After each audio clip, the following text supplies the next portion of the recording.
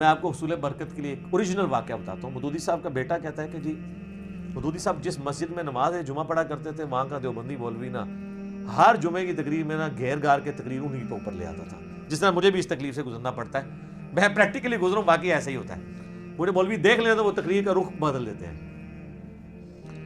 تو اور کہتے ہیں مودودی صاحب پہلی صف میں بیٹھ کے تقریر سنتے رہتے تھے، کبھی انہوں نے نہ ان کے ماتھے پہ کبھی تیوری آئی، نہ کبھی غصہ آیا، نہ بھی کچھ۔ کہتے ہیں ایک دن تو اس نے کہا کہ یہ جو بیٹھا ہے نا یہ اوہ سر کڈا جگرا۔ علماء جو اہل حق ہیں نا وہ کہتے ہیں کہ مودودی صاحب کا علم ان کے علم سے بھی زیادہ تھا۔ علم تو سر سنبھالا نہیں جا رہا۔ دنیا میں ایک انسان ہے، بلکہ میں کہتا ہوں اسلامک ہسٹری میں ایک انسان ہے جس کی ہر ٹاپک پہ آپ کو کوئی نہ کوئی بک ملے گی، جس کے مرنے کے بعد اس کی کتابیں پڑھ کے ہزاروں لوگ مسلمان ہو رہے ہیں۔ یہ ابو امینہ بلال فلپس مودودی صاحب کا ایک کتابچہ پڑھ کے مسلمان ہوا ہے، جس نے 10,000 امریکن فوجیوں کو مسلمان کیا ہے۔ مودودی صاحب کے کتابچے سے ہوا ہے۔ تو وہ کہتے ہیں کہ جناب اس مولوی نے کہا یہ جو بیٹھا ہوا ہے نا یہ مودودی، یہ مر جائے نا، اس کی قبر پہ جو گھاس اگے گی نا، جو بکری وہ گھاس کھا لے نا، اس بکری کا گوشت بھی حرام ہے۔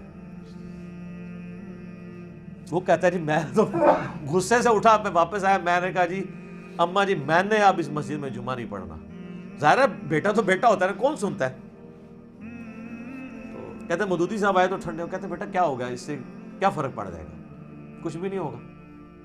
کہتے ہیں وہ اتنے برف کے بنے ہوئے۔ تو سر آج اس مولوی کا نام مجھے بھی نہیں پتا، اور وہ مولوی کا ذکر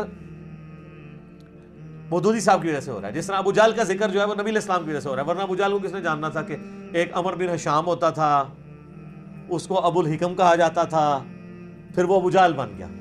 یہ ساری کی ساری چیزیں کس کے ساتھ جڑی ہوئی ہیں؟ نبی علیہ السلام کی مبارک ذات کے ساتھ۔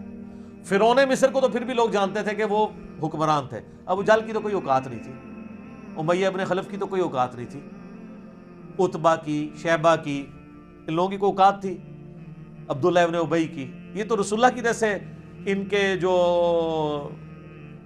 ذکر ہے، مردہ ذکر زندہ ہے برائی کے ساتھ، ادروائز تو ان کو کسی نے یاد بھی نہیں کرنا تھا۔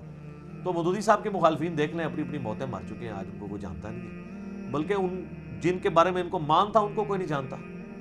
اور میں بولتا ہوں پاکستان میں تو پھر بھی علماء لیول کے لوگ بڑے بڑے علماء کو جانتے ہیں، عوام الناس تو اپنے فرقے کے بڑے مولویوں کو نہیں جانتی۔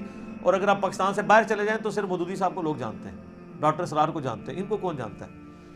تو یہ تو اپنی ڈگریاں لے کے خوش ہیں، کہتے ہیں لوگ ہمارے پاس نہیں آتے ہیں، اس کے پاس جاتے ہیں۔ تو ہمارے کو کوئی شے ہوئے تھے آورنا، کوئی شے لے آؤ نا تو پتہ چلے۔